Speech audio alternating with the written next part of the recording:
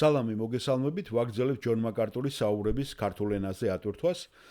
ეს არის ბიბლიური კითხვები და პასუხები და შემდეგი კითხვას სვავს მაიკლ საქსი. მე მქვია მაიკლ საქსი და მაქვს ორი კითხვა. შემიძლია დავსვა ორი კითხვა? დიახ, რა თქმა უნდა.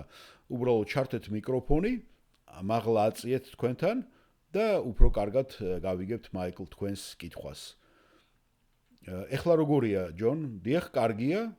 ჩემი კითხვა მოდის მარკოზის სახარების პირველი თავის მეხუთე მუხლიდან. გახსოვთ ეს ადგილი, სადაც იონე ნათლისმცემელი ნათლავდა ხალხს იორდანეში. მაინტერესებდა ქრისტეს სიკვდილამდე როგორი ურთიერთობა ჰქონდათ ნათლობასთან და ჰქონდა თუ არა ებრაელებს ნათლობა იმ დროს თავიანთ რიტუალებში?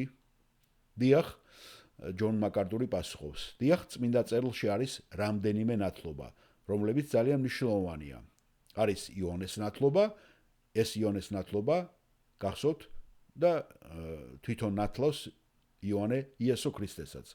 და არის ნათლობა ქრისტეს სახელით ეკლესიაში, მის სიკვდილსა და აღდგომის შემდეგ. და ისინი გამორჩეულია.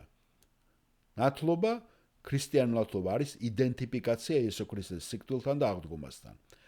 იონეს ნათლობა ებრაელული განბანვის ტრადიციული რიტუალი იყო. ებრაელური ისტორიის განმავლობაში ებრაელების ტრადიციული იყო გარეგნულად შინაგანი მონანიების დემონსტრირება და ისინი ამას აკეთებდნენ განბანვის ცერემონიის საშუალებით. სხვათაშორის მუსლიმანებმაც აქედან აიღეს, იმიტომ რომ მუჰამედიც რაბინებთან იყო განსწავლული და ყველაფერი ბევრი რაღაცა მან აქედან ისწავლა.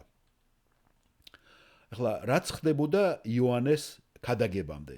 გასვოთ ხო, იოანე ამბობს მოინანიეთ, რადგან მოახლოვდა ცათა სასუფეველი და ის იყო ძალიან ნათელი გზავნილი.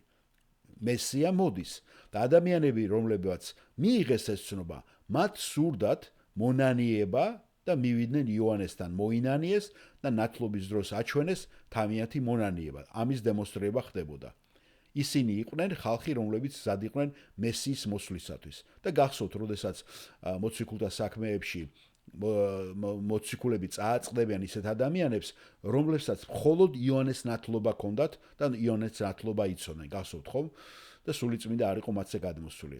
ასე რომ ეს იყო ებრაელური განბანვის ტრადიცია, რადგან ისინი შინაგანად ემზადებოდნენ თავიანთ გულში და ავლენდნენ ამას გარეგნულად განბანვის ამ რიტუალით.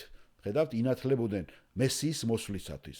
ეს იყო მონანიების ნათლობა. ასე რომ ეს იყო ებრაელური ნათლობა. დიახ, ეს სწორია. ახლა იონეს მიერ იესოს ნათლობის შემდეგ, იმიტომ იესოს არ ჭირდება მონანიება, გახსოვთ ხო, ხომ მართალია? მაშინ რატომ მოინათლა იგი?